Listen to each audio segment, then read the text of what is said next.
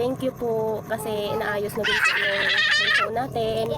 Nakapag-videos na po tayo.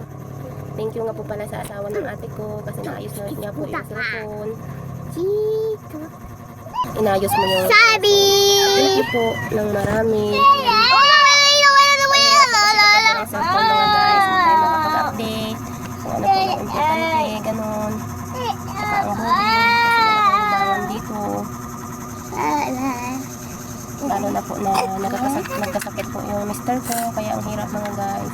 Ang hirap ng sitwasyon ko, pero patuloy pa rin akong lumalaban sa amon ng buhay.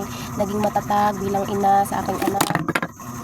Kasi maliliit pa po yung anak ko. Ayan. Yan yung panganay ko mga guys.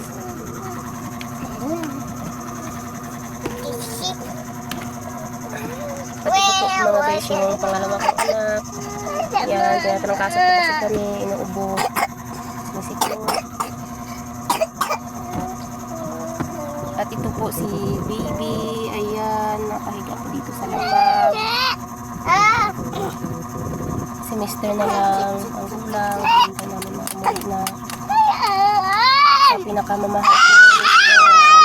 Magpagaling ka, laban lang kung ano man po yung maramdaman mo sa ngayon. Magtiwala ka lang sa itaas na hindi niya tayo pagkayaan kailanman. Manalig ka lang. Miss ka na namin. Sana ulit na. Laging naghahanap sa'yo yung panganay kong anak. Mama, saan daw si daddy? Sabi niya. Miss mo na si daddy? Ha? Daddy? Oo. Ano sabihin mo? Ha? Uwi na? Tingin ka sa camera? Ha?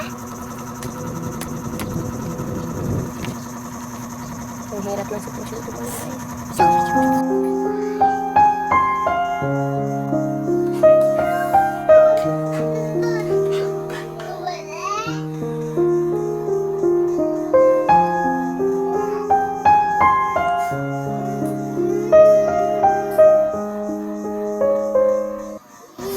Pakatatag lang talaga na para sa lahat kakayanin. Dumadating sa buhay natin. Usi pa!